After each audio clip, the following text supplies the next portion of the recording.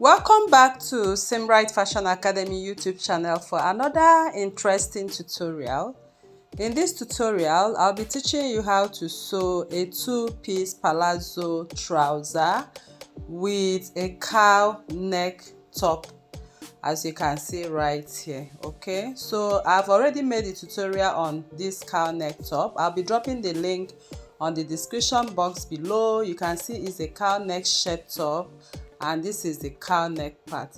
So in this tutorial, you'll be learning how to make this palazzo trouser or palazzo pant. So I decided to remove the upper part of this top, so you'll be able to see the fitting this trouser actually gives to me. So you can see how fitted the trouser is at the back and at the front. So please stay tuned till the end of this tutorial. I'm using 2 yards of crepe fabric for this project. You can use Duchess fabric, you can use crepe fabric to make this palazzo pants. So I've already folded my fabric because I want to cut out the front piece of this trouser. So I folded my fabric and cut it out using my hip circumference divided by 4. I added 4 inches to it. So my hip circumference divided by 4 is 12. I added 4 inches to it. So I cut this fabric on fold at 16 inches. So I have a band of 1.5 inches. So I have to take off that band of 1.5 and I'm going to mark my hip length. My hip length is 8 inches. So here is my hip length at 8 inches and I'm going to mark my crouch length. So you can sit on a chair on a hard surface and take the measurement from your waist to the hard surface for your crouch length, or you can use your hip circumference divided by 4, add 1.5 inches to it. So next is my thigh length. So I counted 4 inches below my crouch length for the thigh length. Okay, so I'm going to create my mark on them accordingly.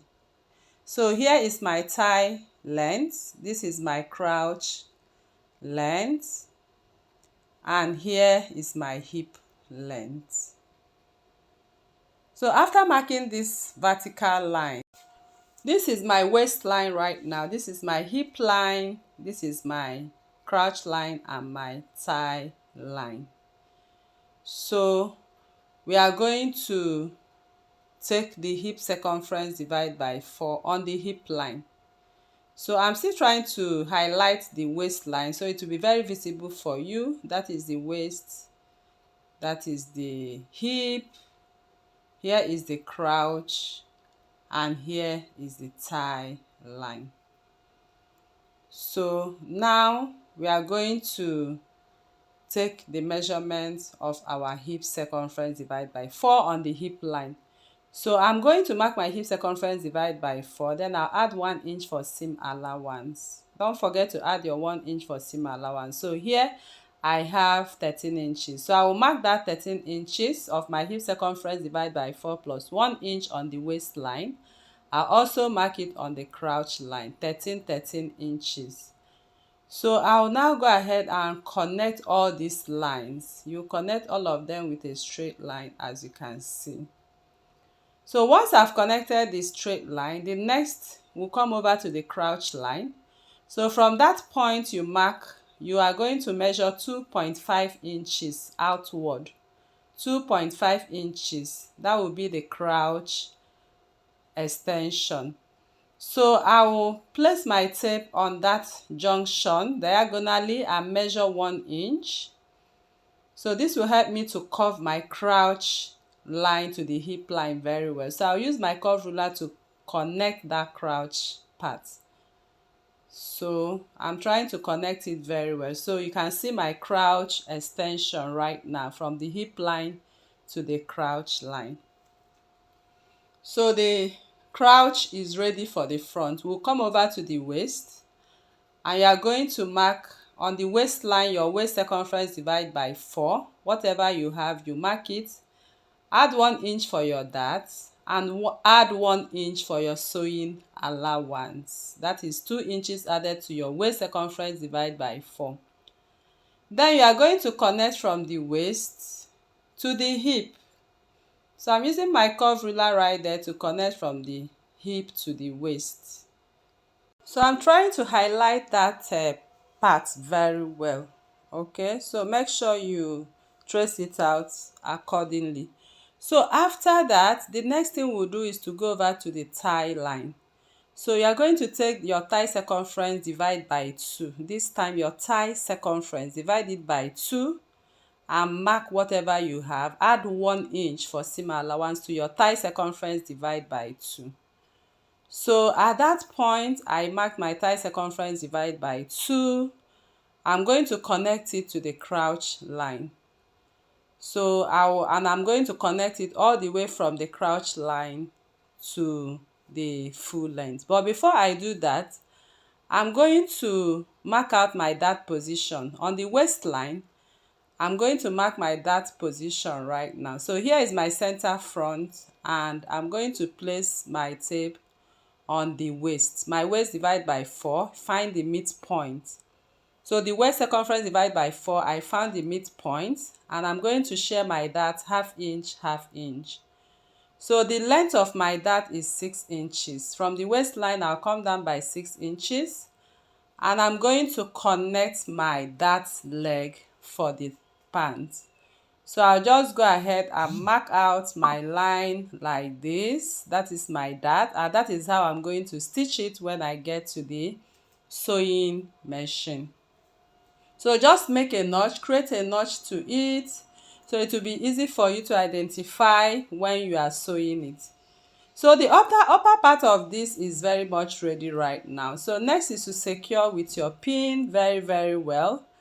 And then we are going to take the length of this pant. Of course, I folded this fabric to the length of my crepe fabric, which comes at 60 inches length. So now I'm going to place my 1.5 inch band above the waistline, and I'm going over to take the length of my pants. So my actual length of my pants, the actual length I'm using for my pants here is 41 inches, but I added 4 inches. I added 4 inches to my length of my pant because I'm going to wear a heel with it, okay? And this is a palazzo trouser. It actually needs to flow very well. So I'm going to highlight or make that part of the hip line straight on the side. Just mark out a straight line on that part. So I'm going to cut out right now because the front piece of this trouser is ready. I'm cutting through the crouch line, and I'm going to cut through the inseam, and then I will cut out the side of this pant. So our pattern for the front right now is very much ready. So we'll be using the front piece of this pant to cut out the back piece of this pant. So I'm going to bring back the remaining part of my 2 yards of fabric, which I cut out for the front, and we'll use it to cut out the back piece. So I bring it back and I place it on fold right now. So I'm going to mark 3 inches before I place my pattern, the front pattern. So the back is usually higher than the front, so you just mark 3 inches downwards and highlight your line. So after that is done, I'll bring in the front part, which we just cut right now. I want you to watch how I'm placing it. So I make sure the waistline touches that 3 inches line, and also touches the side of the folded edge of this fabric. So I'll just secure it with my pins accordingly, and I'll begin to mark out my necessary lines for the back. So on the center front piece, I'm going to mark 2 inches, and on the hip line, I'll extend it by 2 inches. On the crouch line, I'm going to extend it by 3 inches because the back crouch is usually longer. So I'm connecting the 2 inches, as you can see right here, and I'm going to extend it to my 3 inches to the back crouch. So this is how it's supposed to look like for the back. So now we'll now come over to the tie line. You mark 2 inches. So I'm going to mark that 2 inches all the way from that point till I get to the hemline, and I'm going to connect it like this. So after that, we are going to extend the upper piece by 2 inches. So on the waistline for the back, mark 2 inches, okay? Or you can mark 1.5 inches. So you can mark 1.5 inches, so that part is not pointed. So whatever you have on that line, all of them, including your seam allowance, you are going to place it diagonally, okay? So on the waistline right there, I placed diagonally what I got from my hip circumference divided by 4 plus 1 inch of my dart and 1 inch of the side. That is what I connected diagonally. So that part is higher because of the back, okay? So the back is usually higher for a trouser, so it doesn't show your back when you wear the trouser. So I'm now going to connect from that my waist to the hip this way. So I lift up the upper piece and connected it that way. So now I'm going to mark out the length of this back piece. So here is the length right now. I'm going to mark out that length and extend it to the 2 inches on the inseam part. So add 2 inches until you get to the hem part. So once that is done, the next thing we are going to do now is to cut out the back piece, and the back trouser is ready. So I will go ahead to cut out what I have on the back piece. So I lifted the front part so I don't cut through it. And I'm going to go ahead to cut. I'm cutting the side straight all the way to the hem. So after that is done, I'll now cut through the center back. So this is the center back crouch piece. So I'll go ahead and cut it all the way from that point until I get to the end of the trouser. So now you can see what I got for the back trouser. So we'll now start to sew the trouser. So I'm trying to place them together for you to see what we've done so far.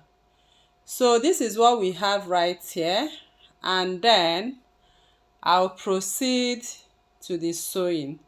So now I extended the dart, okay? There's going to be a dart at that point. I placed a notch for my dart for the back at that point.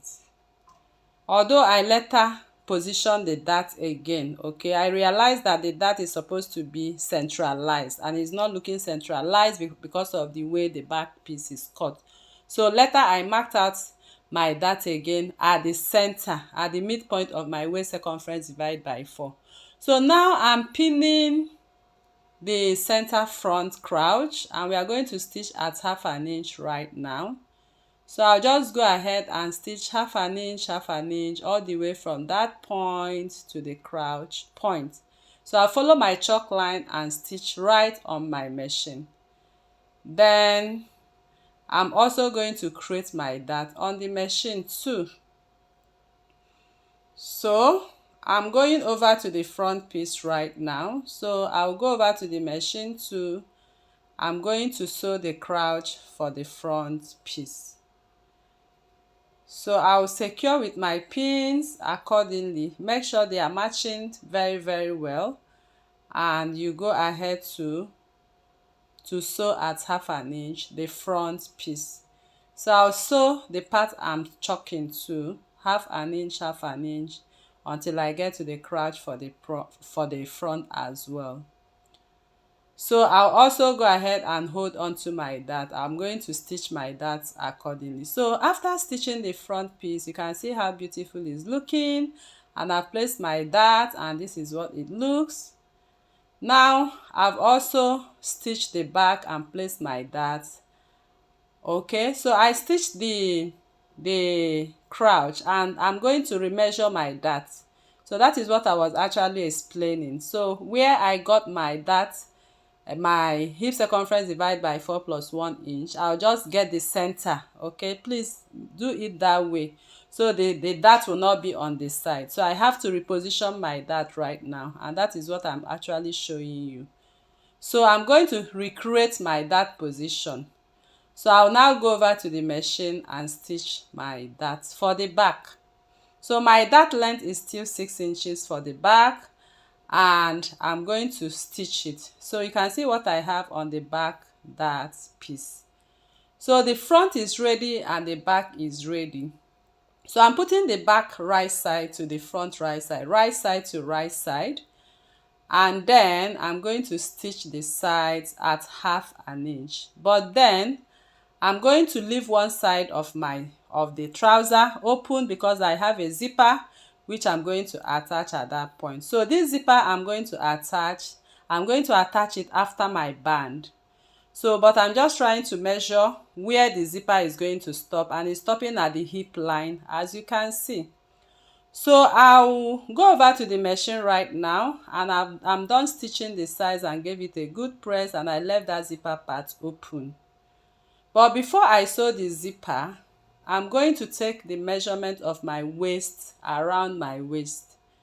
So whatever I have around my waist, I'm going to use it to stitch, but then I'm going to close my crouch. So after sewing this side, the next thing is to stitch your crouch. Open up your crouch, secure with your pin and stitch. And that is exactly what I've done. So now I'm going to take my waist measurement all around, and I'll use it to create my band. So I went ahead to take the circumference of that waistline, and my band width is 4 inches. I folded 1/2 inch on one side. So I'm going to bring in my pant right now. Sorry I lost this particular clip, but I just want to use this to show you how to sew the band. So I'm going to place the right side of the band to the wrong side of the trouser, so you can see how I'm placing it, and I'm going to stitch 1/2 inch on it like that. Then after stitching, I'm going to place the 1/2 inch piece. I'm going to fold it and top stitch on top of it. So this is what I'm going to do, and this is exactly what I did for this particular trouser. So I'll just fold it in this way and top stitch on it. So after top stitching, this is what you are going to have. So the next thing I'm going to do now is to sew the zip at the side. I'll go ahead to sew my zip right now. So just go ahead and sew your zip. I'm very sorry I lost this video clip part, okay, but this is exactly what I did. So here is the trouser, and I'm done stitching everything, the zip, the waistband. You can see how the difference between the back and the front. This is how we come to the end of this tutorial, and I believe this tutorial was helpful to you. So if you are new to this channel, please kindly subscribe, turn on your notification bell to receive videos like this every day. Thanks for watching, and see you in the next one. Bye.